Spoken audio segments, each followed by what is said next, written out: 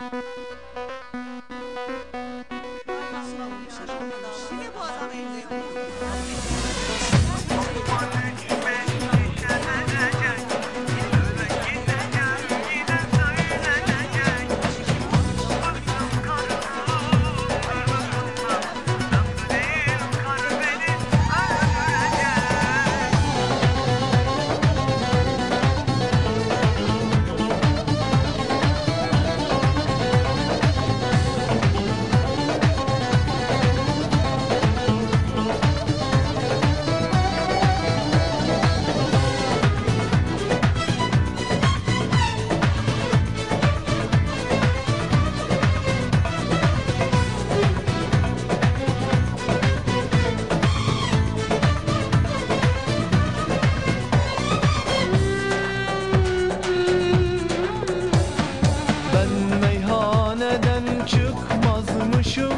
Arkadaşları bırakmazmışım.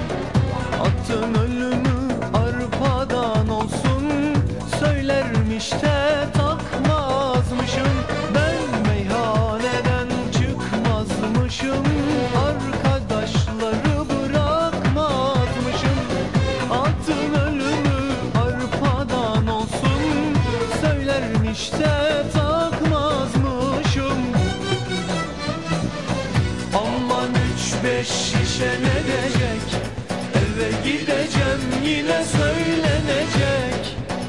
Bıktım karının dırdırından, rakı değil karı beni öldürecek. Aman 3-5 şişe ne diyecek? Eve gideceğim yine söylenecek. Bıktım karının dırdırından, rakı değil karı beni öldürecek.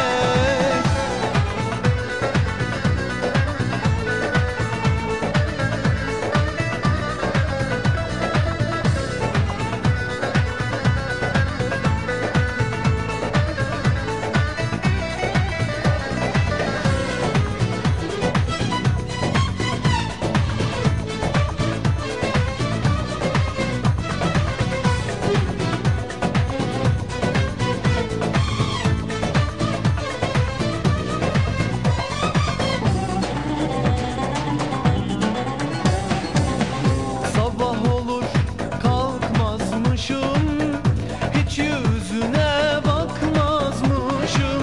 Kaç kere söylemiş bana, ben karı sözü tutmazmışım. Sabah olur kalkmazmışım, hiç yüzüne bakmazmışım. Kaç kere söylemiş bana, ben karı sözü tutmazmışım. Aman 3-5 şişe ne diyecek?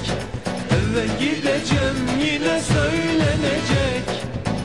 Bıktım karının dırdırından, rakı değil kar beni öldürecek. Aman 3-5 şişe ne diyecek?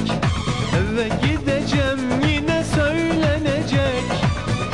Bıktım karının dırdırından, rakı değil kar beni öldürecek.